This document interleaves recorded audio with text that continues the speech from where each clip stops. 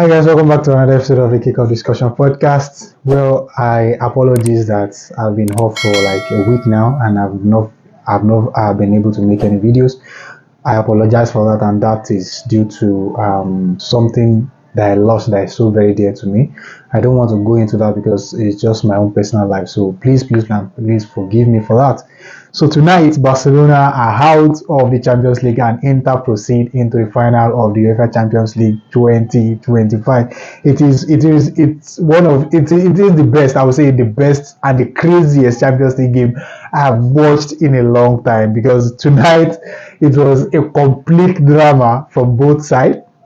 The first leg ended in 3-3, and the second leg now ended in 4-3 in favor of Inter Milan. The normal time ended 3-3 as usual, with Ashabi scoring the equalizing goal for Barcelona, having gone 2-0 up in the first half before Barcelona came back into the game and equalized. Then they got what seems to be like a winning goal through Rafinha in the 87th minute before Achapi equalized in the dying moment of the game around 93rd minute of the game, which is very, very crazy.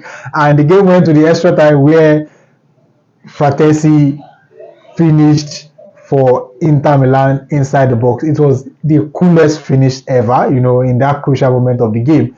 So first and foremost, Barcelona fans should be extremely proud of this Barca team, because this Barca team is full of young talents. And when we are talking about Champions League football, experience also play a part in it. And tonight it's obvious that Inter Milan have what it takes more than what Barcelona have to proceed into the final of the UEFA Champions League, which I think they deserve to be in the final, because they play their heart out.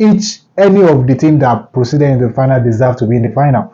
Do you understand? They deserve to be in the final, because having going down 2-0 in the first half of the game, for me personally, I think there was no way back for Barcelona. A part of me was thinking there was no way back for Barcelona, and a part of me was like, maybe something crazy might happen, just like it did in the first leg. Remember how crazy that first leg was? Do you understand?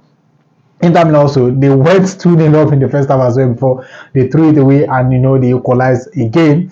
And this same thing happened in the second leg, which was crazy. It was crazy, by the way, But for me personally, I think what Inter Milan did in this game was phenomenal, and they deserved to be praised for their heroics in this game against Barcelona, because Barcelona is a very, very difficult team to play against, an extremely difficult opponent to play against. And they score goals they score goals anyhow. They create chances from different scenarios. Do you understand? And going into this game, Inter Milan, on the other hand, they only considered 5 games before getting into this quarterfinals, before getting into this semi-final. Before meeting Barcelona, I would say, before meeting Barcelona, they only considered 5 goals throughout their campaign in the Champions League. And now they are now in the final, and they considered 6 solid goals against Barcelona. For you to know how difficult it is to defend against this high-flying Barcelona team. As I said earlier, Barcelona fans should just be extremely proud of this Barca team, because if you look at the kind of prospect and talent they have in this team, is enormous. And for them to have come all the way into the final, all the way into the semi-final this season, I'm impressed. Their manager, all the players, they have young talent in this team, and how they play this season, it's miraculous. I would say it's miraculous, and it's mind blowing to watch. Anytime I watch Barcelona game, I'm always entertained, and I'm always happy to watch them play, because they display what it means to watch football, and the beauty of football comes out when you watch Barca play. So for me personally, I think Barcelona should be extremely proud of this young Barca team. And going forward from now, I know they will have gained more experience going into the Champions League next season, because it's really, really heartbreaking for them to lose to Inter Milan in the semi-final of this great tournament. And for me, what made the difference for Inter Milan tonight was resilience I would say, was resilience, and they believe that they can actually do it. Do you understand? Because if it had to be another team against Barcelona, having scored 2 goals, they will just go defensive mode. But they make the game extremely open for themselves, both Barcelona and Inter Milan.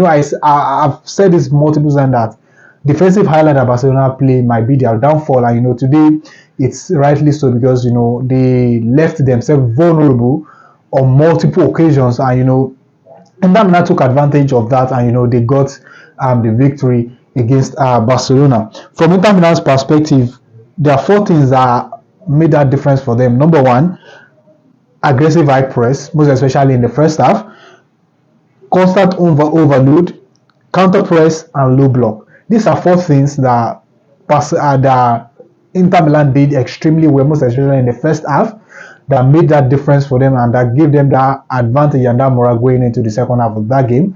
And from Barca's perspective, I think in the first half they flinched a bit, and they were shaky in the first half. That gave Inter Milan that confidence going against them in the first half, and they got 2 goals from that defensive highlight, which is shortfall for Barcelona this season. I think the manager will be looking for ways to mitigate this weakness for Barca, because this is just the only weakness I see in that Barca team. They are complete as a team. They are complete, but that defensive highlight, for a team that is very, very good on the ball and on the counter attacks, they will take advantage of Barcelona.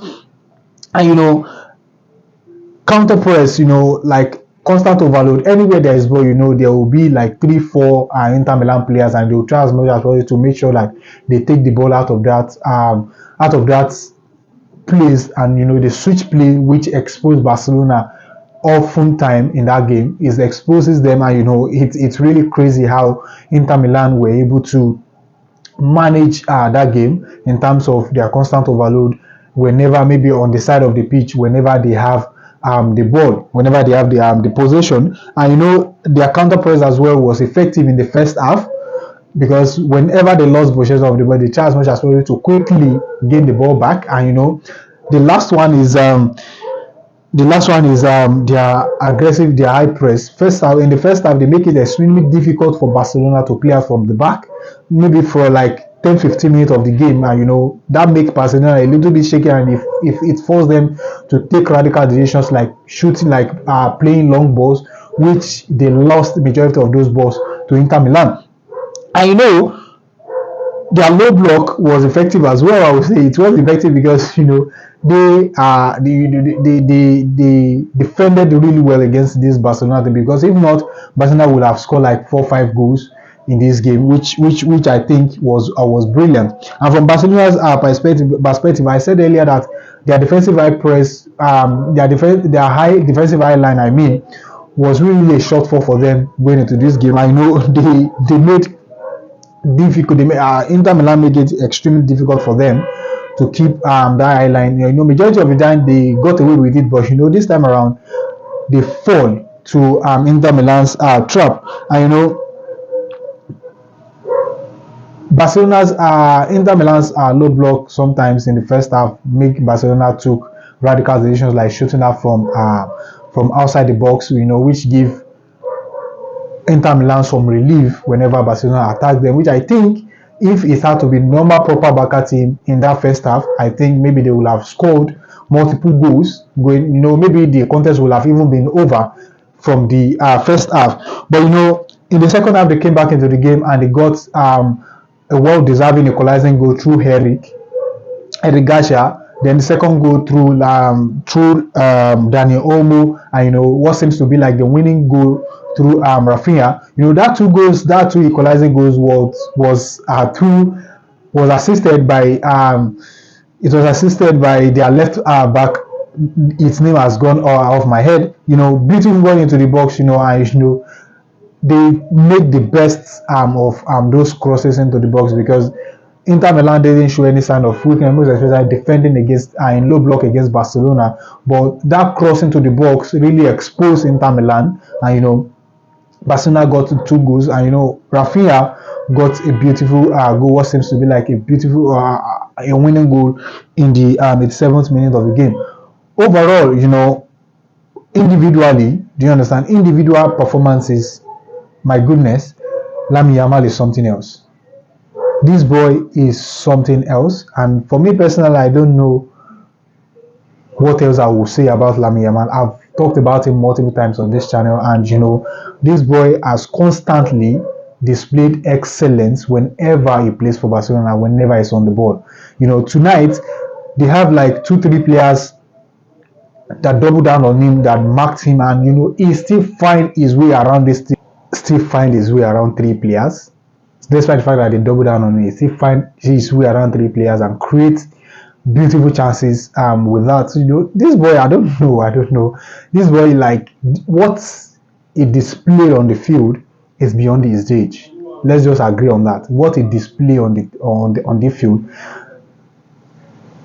is beyond, is like, I don't understand this boy. Do you understand? I don't understand him, because the talent is enormous. To be honest, the talent is outrageous.